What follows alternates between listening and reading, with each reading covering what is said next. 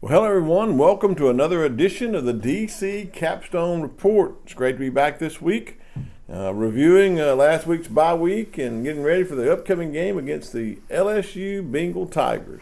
Well, I want to thank everyone for tuning in this week and listening to our podcast. Thank you for everything you're doing for us on liking and sharing. We really appreciate it. I always want to thank Lance, who is the one that does all the work on producing this podcast. His other sites, RollTideBama.com, FreelancePictures.com, some great sites out there to get some great Alabama content. Let's get back to it. On the first segment today, we're going to look at the review of the bye week, what we got accomplished this past week during the week off. In the second segment, we're going to take a look at our players to watch in the upcoming game against LSU. In the third and final segment, we're going to preview the game against the LSU Tigers. You're listening to the DC Capstone Report. The DC Capstone Report is featured each Tuesday morning on the Martin Houston Show at Tide 100.9. You can listen live at Tide100.9.com. Well, welcome back to the DC Capstone Report. It's great to be back with you another week this week on the podcast, getting ready for a big showdown against LSU.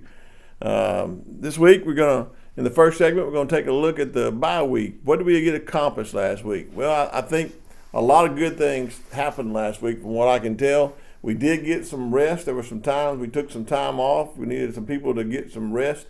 I believe our team was emotionally tired. I believe it was physically tired. So it's always good to take a step back and get a little rest in this grueling SEC schedule. And always good to rest up right before you play a good team like LSU.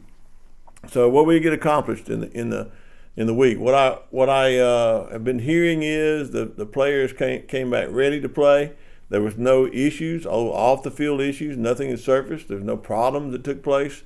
I think Coach Saban made some appearances at the Touchdown Club. He made appearances on the Pat McAfee show and other shows where he seems confident and he likes this team. So that's a good sign as well. I really do think that they. From what I'm hearing, they did a little self-scouting. They looked at themselves, saw what the tendencies were, really picked up on a few things that I've been talking about on the show about how they had a tendency to run on certain downs and pass on certain downs and how the teams knew that. So I really think that helped them doing a little self-scouting. I think that they also had a little help with a package to put in to try to help the left tackle. And I think you'll see that in this game, the opportunity for them to help the left tackle. So that was good as well. So it's just a all-around opportunity for Alabama to really do a good job of self-scouting, looking, getting some rest. So in the bye week, really seemed to be a good improvement on that. When they come back this week, I believe their head's in the right place. I believe they're ready to come back to work and get started on LSU. Last week they were able to do some things that allowed them to not only look at themselves and scout themselves, but get just a little head start on game planning for LSU. And they're going to need it for this game. It's a very important, big game for them to do some things. So really look forward to the time they had away to rest. Look forward to seeing how they come back, hopefully in tip-top shape, both physically and mentally, with an opportunity to use what they've learned in that bye week, self-scouting, their tendencies, the analytics behind it, and put it in practice this game. Can't wait to see what they do when they come out in this game. Well, welcome back to the DC Capstone Report. We're here in the second segment. I want to take a look at our players to watch in the upcoming game against LSU. But before we do that, I want to thank all our sponsors, especially I want to thank Lance Shores and the RollTideBama.com and FreelancePictures.com for some great Alabama content. And I want to thank our sponsor that allows us to do this each and every week, Karen Cottingham Realtor, right here in Tuscaloosa with the Keller Williams Group, with the Williams Group at Keller Williams. So Karen is the right real estate agent for you. Let me tell you, there's so many clients that she's already helped that we've heard feedback from. Thank you for reaching out to her and using her and telling us about the good service you're getting from Karen Cottingham. But she's there at 205-887-4008 for all your real estate needs, or you can check her inventory out online at www.karen.thewilliamsgroupal.com. Again, that's Karen Cottingham Realtor at 205-887-4008. Well, let's look at our second segment here, the upcoming game against LSU, some players to watch. Who do we need to look for in this game? Well, first of all, let's start on offense. I think one of the players to watch on this game is Jace McClellan. I believe that Jace McClellan is primed for a big game against LSU. The more we gave him the ball, I think everyone has seen the more we're giving him the ball, the better off he gets into the second half. So I look for him to get a lot of carries in this game. I think there's some really yardage to be made in the run game for Jace McClellan to pick up some yards, and I think we can use him in different ways. I believe we can use him on sweeps, use him on some counter plays to pull the guard or tackle and get out in front of him. I think he can get ahead of those and really make some yards here. So I look for Jace McClellan to have a breakout big game in this game against LSU. You know, it'd be in the past against LSU, we've had some running backs that's really had some breakout fantastic games like Saran Stacy and Sean Alexander, and it's still like he's just Jace McClellan is poised for a big game in this game. I look for him to do big things. Another one of my offensive players to watch in this game is Jalen Milroe. I think we're going to rise and fall on what Jalen Milroe can do in this game. If he is able to limit his mistakes and have no mistakes in this game and goes out and plays the best game he's played this year, which I think he gets improving each and every season, each and every year, each and every game, throughout this year that he's played, I believe he's improved. And I look for him to have a big game as he goes out in this game. I think we're going to watch for him to work in some more runs. I believe in that off week we're going to have a little more runs for him. I think he's a little healthier. And I believe that he's going to capitalize on some downfield passing if we can get that running game to go. So watch for him to have a big game both running the ball and throwing the ball. And my other offensive player to look for, I believe, in this game has to be Isaiah Bond. He's shown flashes over this year. He's shown some good flashes over this year of what he can do. But I think this is a game where he is primed and ready to take advantage of what LSU does.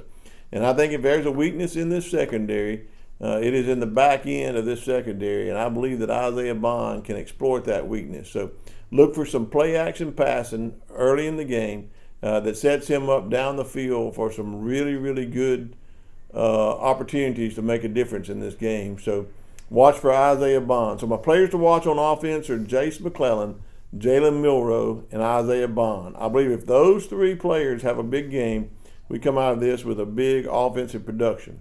What about defense? Well, the defense in this game has got a very big task at hand. And I think one of the things that you're going to have to watch for in this game is Deontay Lawson. He's going to be a player to watch. He has done a great job all year. I think he had the opportunity to get a little healthy, a little dinged up, so he's healthy coming back after this week off. He is going to be a key to keeping Jaden Daniels in the pocket and not letting him extend plays with his legs and beat us. I believe it's a key in this game. One of the keys that I'll talk about in the next segment of the game is to stop Jaden Daniels. Well, the man you got to watch on our side of the field to do that is Deontay Lawson. He can pursue side to side. He's got deceptive speed. He's strong. He's ability to call plays and also help out in the passing game. So I think Deontay Lawson is primed to have a big game in this game against LSU. Another player I think to watch in this game is Terrion Arnold. How will he respond from the time off and the concussion protocol that he went through? How is his head back where it needs to be? Is he in a position to make plays in this game? And I think Jaden Daniels does a good job with his feet, but he also has a great accurate throw in the ball. And I believe we're going to test our corners in this game. And I think they'll go away from Kool-Aid McKinstry and focus on Terrion Arnold. I believe that Terrion Arnold is up for the test. So if he plays his best game, we may even have some opportunities for him to take a pick and take it back. I'd love to see him have a pick six in this game. Jaden Daniels has a way sometimes that he throws out balls and he lets them go very fast. And I believe there's an opportunity for Terrion Arnold to play the ball and take one back for a pick six in this game. So watch Terrion Arnold as he plays the corner position in this game. The third and final defensive player to watch is Malachi Moore. I think Malachi Moore is now healthy. He comes back and plays in this game after having the week off, and he really brings a lot to the table in this. He's another player that is able to spy a little bit on Jaden Daniels. He gives some help to Deontay Lawson, keeping him in the pocket. So I think if Malachi Moore, Deontay Lawson, and Terrion Arnold have big games defensively in this game, I believe that Alabama can come out with a win over LSU. So my offensive players of the game to watch are Jason McClellan, Jalen Milroe, and Isaiah Bond. And on defense, watch out for Deontay Lawson, Terrion Arnold, and Malachi Moore. If those 6 players have good games, it's most likely Alabama's going to come out on top. Well, welcome back to the third and final segment here on the DC Capstone Report. It's great to be back with you for another podcast on Alabama football. Again, I want to thank our sponsors, RollTideBama.com, FreelancePictures.com, and Karen Cottingham Realtor, right here in Tuscaloosa, the Williams Group at Keller Williams. Always like to talk about our sponsors, because that's what keeps us doing this each and every week, giving us the ability to do this. So, and also our listeners. I couldn't do this without our listeners. So thank for everyone for tuning in and always listening to our podcast. We really appreciate it. So finally here, let's look at a preview of the LSU game. What's going to need to take place for Alabama to come out of this with a big victory this week? Well, I think the number one thing that I alluded to earlier is we're going to have to contain LSU's quarterback, Jaden Daniels. He has an opportunity to beat teams with his feet, and he also can beat them with his legs. So it's going to be upon our defense to really take an opportunity to keep him in the pocket and not let him beat us with his legs. We're going to have to be able to get off the field on third down and not let him extend plays. When we have good coverage, we've got to keep him in the pocket and get some sacks on him. So I believe that if we can do that, a key to the game, winning this game, will be to contain him and not let Jaden Daniels beat us. The second thing is just as important. We got to limit our mistakes and turnovers. We can't have pre-snap penalties. Can't have crazy penalties. On the defense side of the ball, we can't be hitting out of the bounds or after the play. We've got to have a really good opportunity in this game to play mistake-free football, and we can't have any turnovers. We've got to limit our turnovers. We've got to be ready in this game to take advantage of turnovers and not turn anything over on our own. So we've got to limit our mistakes, limit our penalties, and limit our turnovers. On offense, when we got the ball, we have to run the ball to set up the play-action passes. Run the ball. I believe we've taken some opportunity on the off week to look at us and really self-scout here and see where we've got some tendencies that the other team knows what we're doing. And I really believe we have a chance to come into this game and commit to the run. And if we commit to the run, I believe LSU's very weakness is in their secondary. So we ought to be able to pass really well on play-action passing and keep them, especially if our secondary is trying to help stop the run. So if we can commit to the run and set up some play-action passing, I believe it really opens up our passing game. We have some deep shots down the field. And that's my final thing in this game. I believe Jalen Milroe has to take advantage of explosive plays down the field on play-action passing. Isaiah Bond needs to get into it. The mix here. Hopefully, Jermaine Burton gets into it. Maybe Kendrick Law. We've got to have maybe a help out on the tight end. Whatever, we got to hit the open person and take some explosive plays. I believe that if we can do this, Alabama will come out of here with a victory. The final thing we need to do is clean up our punt coverage. Make sure that we clean up our punt receptions. Catch the ball. Whoever's back there, whether it be Kool-Aid McKinstry or if we're going to make a change and put somebody else back there, they've got to feel the ball cleanly and be able to set us up for some good special teams. We can't play behind the chains in this game, folks. We're going to have to be out there, get good field position, run the ball to set up the pass, and take advantage of some big shots down the field. Well, I think that everything that I've talked about today is exactly what's going to happen.